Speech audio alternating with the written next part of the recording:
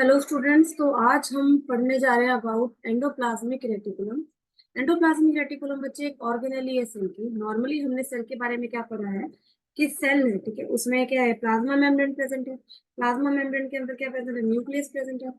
Nucleus के अंदर, ठीक है, न्यूक्लियोप्लाज्म है हमारे पास बच्चे। इसके बाहर हमारे पास जो जेली लाइक फ्लूइड है जिसमें सारी की सारी सेल ऑर्गेनेलीज है, अदर सेल कंपोनेंट्स है, सेल के बाकी कंपोनेंट्स जिनको सेल ऑर्गेनेलिज भी बोला जाता है, बाकी सेल कंपोनेंट्स। उसके अलावा बाकी मटेरियल जो एंजाइम्स हैं, आयंस है, आयनिक कंटेंट होगा, वाटर होगा, तो सारा किसमें आएगा, साइटोप्लाज्म। किससे आएगा बच्चे, साइटोप्लाज्म में, है ना। और साइटोप्लाज्म के अलावा मैंने आपको बताया कि साइटोप्लाज्म में क्या प्रेजेंट होता है, सेल ऑर्गेनेलिज। क्या प्रेजेंट होता है, कुछ सेल ऑर्गेनेलिज जिनको हम सेल के कंपोनेंट्स भी बोलते हैं, सेलुलर कंपोनेंट्स, ठीक है, कुछ सेलुलर कंपोनेंट्स। उनमें से एक सेलुलर कंपोनेंट या एक सेल ऑर्गेनेली आज पढ़ने जा रहे हैं, जिसको हम बोलेंगे एंडोप्लाज्मिक रेटिकुलम। क्या बोलेंगे, एंडोप्लाज्मिक रेटिकुलम। अभी एंडोप्लाज्मिक रेटिकुलम क्या है बच्चे, यहाँ पे अगर आप स्ट्रक्चर देखते हो, ठीक है, ये हमारे पास न्यूक्लियस, न्यूक्लियस के अराउंड क्या है, न्यूक्लियर मेम्ब्रेन। न्यूक्लियर मेम्ब्रेन के अराउंड बिल्कुल उसके पास क्या प्रेजेंट है, ये दिस ऑर्गेनेली, ये ऑर्गेनेली प्रेजेंट है, जिसको हम बोलते हैं एंडोप्लाज्मिक रेटिकुलम। इन शॉर्ट हम बोलेंगे and ER. ER means endoplasmic reticulum. बच्चे ये मोस्टली, ठीक है, न्यूक्लियस के अराउंड ही प्रेजेंट होती है।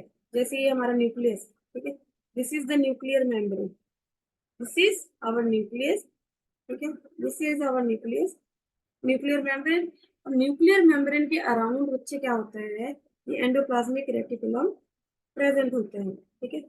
अब अगर आप इसको देखो तो जैसे मैं बना रही हूँ, ये नेटवर्क होता है लॉन्ग ट्यूबुलर स्ट्रक्चर्स का, लॉन्ग ट्यूब्स का, थिन शीट्स का प्रॉपर एक नेटवर्क होता है, ठीक है। लॉन्ग शीट्स का, ये देखो बच्चे, लॉन्ग लॉन्ग शीट्स बन रही है ना, प्रॉपर नेटवर्क बन रहा है इसमें। तो लॉन्ग शीट्स का प्रॉपर एक नेटवर्क होता है, जिसको हम बोलते हैं एंडोप्लाज्मिक रेटिकुलम, ठीक है। और एंडोप्लाज्मिक रेटिकुलम क्या है, ठीक है, एक सिंपल सी चीज, एक सेल ऑर्गेनेली है जो न्यूक्लियस के अराउंड प्रेजेंट होती है, कहीं ना कहीं न्यूक्लियर मेम्ब्रेन के साथ भी ये कनेक्टेड होती है। क्या होती है बच्चे, न्यूक्लियर मेम्ब्रेन के साथ भी ये कनेक्टेड होती है, ठीक है, न्यूक्लियर मेम्ब्रेन के साथ कनेक्टेड होती है। दूसरी बात ये बच्चे की, हमने पढ़ा है राइबोसोम्स नाम के एक सेल ऑर्गेनेली होती है, ठीक है। राइबोसोम्स क्या होते हैं, राइबोसोम्स होते हैं प्रोटीन फैक्ट्री, ठीक है। राइबोसोम्स होते हैं कुछ स्फेरिकल स्ट्रक्चर होती है सेल में, जिनको हम बोलते हैं राइबोसोम्स। क्या बोलते हैं, राइबोसोम्स, जो कि न्यूक्लियोलस बनाता है। न्यूक्लियस में क्या बनाता है, न्यूक्लियोलस, न्यूक्लियस में बना रहा होता है राइबोसोम्स, ठीक है बच्चे। वो राइबोसोम्स क्या होते हैं, प्रोटीन फैक्ट्री बोला जाता है उनको। क्या बोला जाता है, प्रोटीन फैक्ट्री। प्रोटीन फैक्ट्री क्यों बोलते हैं, क्योंकि इनमें प्रोटीन्स की ये साइट ऑफ प्रोटीन है, site of formation of protein, ठीक है। प्रोटीन फॉर्मेशन के लिए साइट प्रोवाइड करते हैं, इसलिए इनको बोला जाता है प्रोटीन फैक्ट्री, ठीक है बच्चे। अब प्रोटीन फैक्ट्री बोला जाता है तो ये राइबोसोम्स होते हैं, कई तो फ्रीली भी प्रेजेंट होते हैं सेल्स में। कैसे होते हैं, फ्रीली भी प्रेजेंट होते हैं। कई क्या होते हैं बच्चे, आर ई आर, सॉरी, कई क्या होते हैं, ई आर के साथ, एंडोप्लाज्मिक रेटिकुलम की सरफेस के ऊपर क्या होते हैं, अटैच्ड होते हैं। क्या होते हैं बच्चे, अटैच्ड होते हैं ना। तो एंडोप्लाज्मिक रेटिकुलम की सरफेस के ऊपर जब ईआर अटैच्ड होंगे, तो आप एक चीज बताओ, जब तो बच्चे एंडोप्लाज्मिक रेटिकुलम की सरफेस के ऊपर कोई चीज प्रेजेंट है, ऐसी कोई ऐसे राइबोसोम्स है जो स्फेरिकल स्ट्रक्चर में है, उसकी सरफेस पे अटैच्ड, तो उसकी सरफेस रफ होगी या स्मूथ होगी, डेफिनेटली उसकी सरफेस क्या होगी, रफ होगी, ठीक है। रफ होगी तो उसको क्या बोलेंगे हम, रफ एंडोप्लाज्मिक रेटिकुलम। क्या बोलेंगे, रफ एंडोप्लाज्मिक रेटिकुलम, ठीक है। सेकेंडली, जिन सरफेसेस पे, जैसे ये है, जिन सरफेसेस पे राइबोसोम्स अटैच नहीं होंगे, तो राइबोसोम जहाँ पे अटैच नहीं होंगे उन सरफेसेस को हम क्या बोलेंगे, स्मूथ एंडोप्लाज्मिक रेटिकुलम। क्या बोलेंगे बच्चे, स्मूथ एंडोप्लाज्मिक रेटिकुलम। अब एक चीज याद रखनी है, ये जो ईयर है बच्चे, इसकी मेम्ब्रेन है, ये सेल मेम्ब्रेन के जैसी है, बिल्कुल क्या है, सेल मेम्ब्रेन जैसी है ना। और सेल मेम्ब्रेन किसकी बनी हुई थी, proteins and lipids, proteins and lipids. तो कहीं ना कहीं ये सेल मेम्ब्रेन की बिल्डिंग में भी हेल्प करती है। सेल मेम्ब्रेन की बिल्डिंग में हेल्प कैसे करेगी, अब ये बताओ बच्चा, ठीक है। सिंपल सी चीज है, आर ई आर है, that is rough endoplasmic reticulum. उसमें क्या है, जो राइबोसोम्स अटैच्ड है, राइबोसोम्स अटैच्ड हैं, और राइबोसोम्स क्या बना रहे थे, प्रोटीन्स बना रहे थे। उसके सिंथेसिस में हेल्प कौन करेगा, हमारा R E R, that is rough endoplasmic reticulum. वहां पे राइबोसोम्स अटैच्ड है, वो प्रोटीन्स बना रहे, तो प्रोटीन सिंथेसिस में हेल्प कौन करेगा, आर ई आर, ठीक है। This will help in, this will help in protein synthesis. किस में हेल्प करेगा बच्चे, प्रोटीन सिंथेसिस में हेल्प करेगा। और अगर हम देखें SER ना, तो बच्चे हमारे पास लिपिड्स बचे हैं, प्रोटीन्स ये बना रहे हैं, तो लिपिड्स कौन बनाएगा, लिपिड्स की सिंथेसिस में हेल्प कौन करेगा, हमारा SCR। कौन करेगा, SCR। ठीक है, तो ये लिपिड की सिंथेसिस में हेल्प करेगा। अब ये दोनों प्रोटीन एंड लिपिड जाके क्या बनाएंगे, हमारी सेल मेम्ब्रेन। क्या बनाएंगे बच्चे, सेल मेम्ब्रेन। और सेल मेम्ब्रेन की फॉर्मेशन में ये हेल्प करते हैं। ठीक है, हमारे endoplasmic reticulum, smooth endoplasmic and rough endoplasmic reticulum cell membrane की स्ट्रक्चर में, सेल मेम्ब्रेन की फॉर्मेशन में हेल्प करते हैं। उस प्रोसेस को हम बोलते हैं, क्या बोलेंगे, मेम्ब्रेन बायोजेनेसिस। क्या बोलेंगे बच्चे, मेम्ब्रेन बायोजेनेसिस। ठीक है, एक फंक्शन क्लियर है हमारे सामने कि प्रोटीन एंड लिपिड्स के सिंथेसिस में हेल्प करते हैं। ठीक है, अगर मैं बताऊं बच्चे, तो ये जो ऑर्गेनेली होती है, ये प्रोकैरियोटिक सेल्स में एब्सेंट होती है, टोटली एब्सेंट होती है। ठीक है, और यूकैरियोट्स में मोस्टली हमारे लिवर सेल्स या पैनक्रियास सेल्स में प्रेजेंट होती है। यूकैरियोट्स में होती है, ठीक है, and liver cells and pancreas cells में एब्सेंट होती है। और बच्चे आरबीसीज में भी क्या होती है, sorry, liver cells and pancreas में मोस्टली पाई जाती है। और आरबीसीज में क्या होती है, ये एब्सेंट होती है, क्योंकि आरबीसीज कोई सेल ऑर्गेनली किसी तरह का न्यूक्लियस कुछ कैरी नहीं करते। तो यहाँ पे क्या होता है कि एंडोप्लाज्मिक रेटिकुलम भी क्या होता है, आरबीसीज में एब्सेंट होता है। प्रोकैरियोटिक सेल में भी टोटली एब्सेंट होता है, और मोस्टली अगर यूकैरियोटिक सेल में भी प्रेजेंट होता है, किन में प्रेजेंट होता है, liver cells and pancreas cell, liver cells and pancreas cell. ठीक है, अगर मैं बच्चे इनकी फंक्शंस के बारे में बात करूँ ना, हमने स्ट्रक्चर देख ली, हमने इनके टाइप्स देख ली, टाइप्स के आगे थोड़े से फंक्शन देखिए। अगर मैं इनके नेक्स्ट और ज्यादा फंक्शंस की बात करूँ, ठीक है, और ज्यादा फंक्शंस की बात करूँ, तो फंक्शंस में क्या आ सकता है, सबसे पहले प्रोटीन एंड लिपिड सिंथेसिस में हेल्प करता है। प्रोटीन एंड लिपिड सिंथेसिस, ठीक है बच्चे, इनमें हेल्प करेगा। नेक्स्ट अगर हम देखें, इनकी सिंथेसिस में हेल्प करेगा।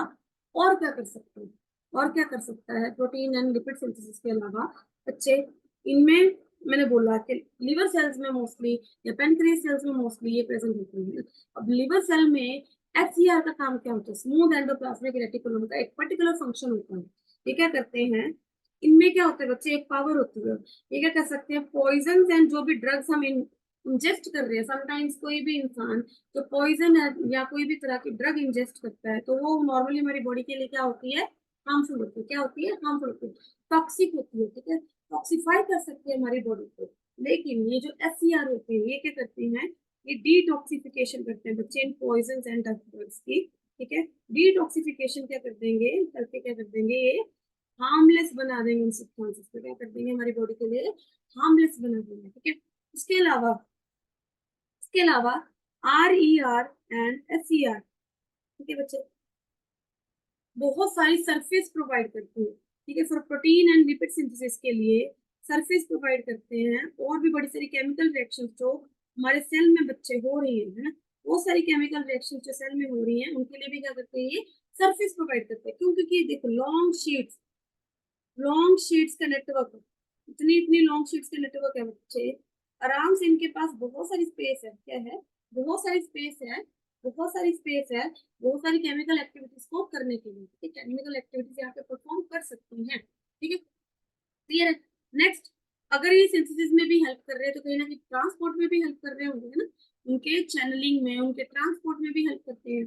तो RER देखा जाए बच्चे, RER प्रोटीन के ट्रांसपोर्ट में हेल्प करेंगे, है ना, और SCR किसके ट्रांसपोर्ट में हेल्प करेंगे, SCR किसके ट्रांसपोर्ट में हेल्प करेंगे, लिपिड्स के ट्रांसपोर्ट में। किसमें, लिपिड्स के ट्रांसपोर्ट में। ठीक है, नेक्स्ट फंक्शन बच्चे अगर इनका देखते हैं, तो बच्चे ये जो एंडोप्लाज्मिक रेटिकुलम, एंडोप्लाज्मिक रेटिकुलम, ठीक है, एंडोप्लाज्मिक रेटिकुलम बच्चे, ये एंडोस्केलेटन का काम करता है पर्टिकुलर सेल के लिए। इसका एंडोस्केलेटन, देखो एंडोस्केलेटन, एक्सोस्केलेटन, एंडोस्केलेटन का मतलब जैसे हमारी बैकबोन हो गई, बैकबोन हो गई, वो हमारे लिए क्या है, एंडोस्केलेटन हमें एक प्रॉपर स्ट्रक्चर प्रोवाइड कर दी है, हमारी एक प्रॉपर फिजिक है, जिसकी वजह से वैसे ही काम एंडोप्लाज्मिक रेटिकुलम का होता है उसके सेल के लिए। उसको प्रॉपर क्या प्रोवाइड करती है, एक मैकेनिकल सपोर्ट प्रोवाइड करती है। क्या करती है बच्चे, मैकेनिकल सपोर्ट प्रोवाइड करती है, एक एंडोस्केलेटन का काम करती है, उसे स्ट्रक्चर प्रोवाइड करती है। ठीक है, ये जो एंडोप्लाज्मिक रेटिकुलम है, प्रॉपर एक एंडोस्केलेटन का काम करती है सेल के लिए, मैकेनिकल सपोर्ट प्रोवाइड करती है, स्ट्रक्चर प्रोवाइड करती है बच्चे। ठीक है, अगर आपको मैं इसको डायग्राम में दिखाऊं, ये देखो, है ना, ये ऐसी लॉन्ग ट्यूबुलर शीट्स, न्यूक्लियस के अराउंड बनी हुई है, ठीक है बच्चे। This is rough endoplasmic reticulum, जहाँ पे राइबोसोम्स अटैच्ड है, जहाँ पे राइबोसोम्स नहीं attached that is smooth endoplasmic reticulum. क्या बोलेंगे?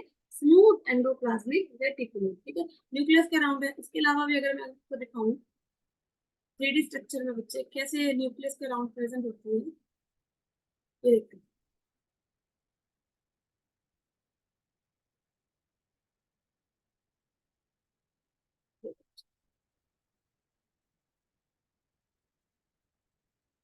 कि ऐसे इसमें, और मैं बताऊं, ये देखो, ये हमारा न्यूक्लियस है, ठीक है। दिस इज न्यूक्लियस, ये न्यूक्लियस है जहाँ पे मैं हाथ लगा रही हूँ, ठीक है। अब इसके अराउंड देखो, ये दिस इज एंडोप्लाज्मिक रेटिकुलम। क्या है ये? Endoplasmic reticulum. जहां जहां पे तो बच्चे क्या होगा, जहां जहां पे तो राइबोसोम्स अटैच्ड होंगे, ठीक है। ये देखो,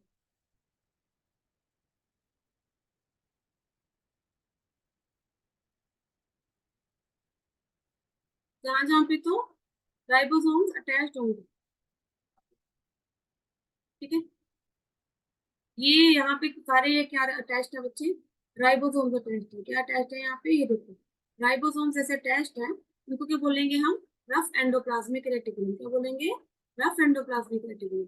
जहाँ पे बच्चे राइबोसोम्स अटैच्ड नहीं होते, ठीक है, जहाँ पे राइबोसोम्स अटैच्ड नहीं होते, जैसे ये हो गई, इनको क्या बोलेंगे? Smooth endoplasmic reticulum. Ribosomes attached होंगे तो रफ सरफेस क्या हो जाएगी? रफ हो जाएगी, है ना। रफ हो जाएगी तो उसको क्या बोलेंगे? Rough endoplasmic reticulum. और अगर वहां पे हमें राइबोसोम्स नहीं मिलते तो सरफेस स्मूथ रहेगी, that will be smooth endoplasmic reticulum. And rough endoplasmic reticulum के ऊपर राइबोसोम्स प्रेजेंट है, तो राइबोसोम्स क्या है? Ribosomes are the factory of proteins, ठीक है, site for protein formation. That's why the RER will help in the synthesis of proteins, and in opposite, है ना, we will discuss that the SER, smooth endoplasmic reticulum, will help in the synthesis of lipids, and with both they will help in the formation of cell membrane, or we can say plasma membrane, and that process is known as membrane biogenesis. क्या बोलेंगे इसको? membrane biogenesis, ठीक है बच्चे। this organelle mainly present around the nucleus only, है ना, and this is also connected with somewhere connected with the nuclear membrane, and it also helps in channeling and transport of proteins and lipids around the cell or around the nucleus. अब channelling किस किस के बीच में हो सकती है? Between nucleoplasm and cytoplasm के बीच में भी हो सकती है, और सिर्फ साइटोप्लाज्म में कई ऑर्गेनेल्स के बीच में भी ये ट्रांसपोर्ट का काम कर सकता है, चैनलिंग का काम कर सकता है, ठीक है बच्चे। यहाँ तक हो गई हमारी एंडोप्लाज्मिक रेटिकुलम। इसके बाद हम नेक्स्ट सेल ऑर्गेनेली पढ़ेंगे अपने नेक्स्ट लेक्चर में। तब तक के लिए थैंक यू।